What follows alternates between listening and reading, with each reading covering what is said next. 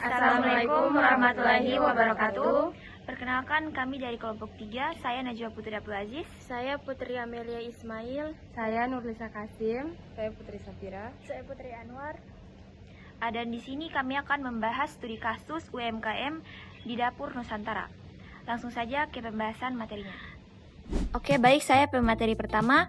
Jadi pada kesempatan kali ini kami akan membahas studi kasus UMKM bernama Dapur Nusantara.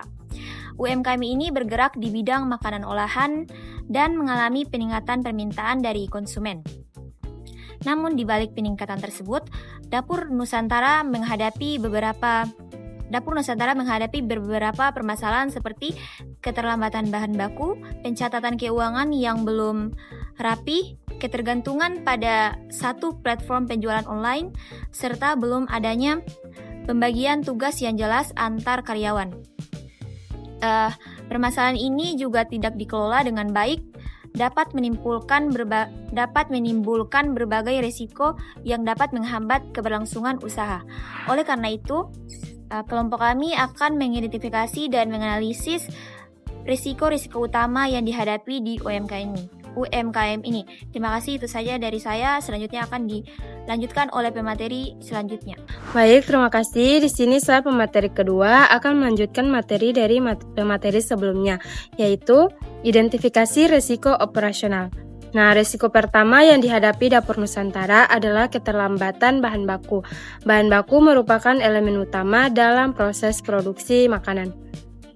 Nah, jika pasokan bahan baku terlambat, maka proses produksi akan terhenti atau tidak berjalan maksimal. Dampaknya, pesanan konsumen bisa tertunda, kualitas produk menurun, dan kepercayaan pelanggan bisa berkurang. Nah, risiko kedua adalah belum adanya pembagian tugas yang jelas antar karyawan. Kondisi ini dapat menyebabkan pekerjaan menjadi tidak efisien, terjadi tumpang tindih tugas, dan karyawan menjadi kurang bertanggung jawab terhadap pekerjaannya masing-masing. Itu saja dari saya, terima kasih. Baik, kita lanjut pada pembahasan ketiga mengenai identifikasi risiko keuangan. Nah, risiko keuangan ketiga adalah pencatatan keuangan yang belum rapi. Pencatatan keuangan yang tidak tertata membuat pemilik usaha sulit mengetahui kondisi keuangan yang sebenarnya, seperti jumlah keuntungan, biaya operasional, dan arus kas. Jika kondisi ini terus berlangsung, UMKM berisiko mengalami kesalahan pengambilan keputusan.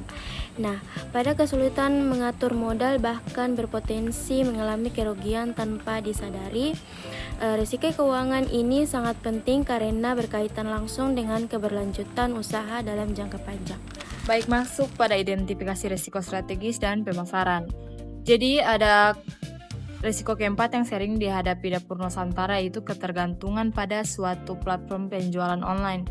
Jadi ketergantungan ini menjadi risiko strategis karena jika platform tersebut mengalami gangguan, perubahan kebijakan atau penurunan jumlah pengguna, maka penjualan UMKM tersebut bisa langsung menurun. Selain itu, risiko kelima adalah menurunnya kepuasan pelanggan akibat keterlambatan pengiriman produk atau produksi. Jadi jika pelanggan merasa tidak puas, maka mereka bisa berpindah ke produk lain, dan hal ini itu bisa berdampak pada reputasi usaha tersebut begitu. Baik, sekian dari saya. Baik, saya pemateri kelima. Sini saya akan menjelaskan matriks risiko dan analisis tingkat risiko. Setelah mengidentifikasi risiko, langkah selanjutnya adalah menentukan tingkat risiko menggunakan matriks risiko. Matriks risiko digunakan untuk melihat seberapa besar kemungkinan suatu risiko terjadi dan seberapa besar dampaknya terhadap usaha. Berdasarkan hasil matriks risiko, keterlambatan bahan baku dan pencatatan keuangan yang tidak rapi termasuk risiko dengan tingkat paling tinggi karena sering terjadi dan dampaknya besar terhadap organisasi UMKM. Risiko lainnya seperti pembagian tugas yang tidak jelas dan ketergantungan pada suatu platform. Berada pada tingkat risiko sedang, dengan adanya matriks risiko ini, UMKM dapat menentukan prioritas risiko yang harus segera ditangani agar usaha dapat berjalan lebih stabil dan keberlanjutan. Baik, itu saja dari saya. Itu saja pembahasan dari kelompok kami. Lebih dan kurangnya mohon maaf. Terima kasih. Wassalamualaikum warahmatullahi wabarakatuh. Marhaban ya Ramadan.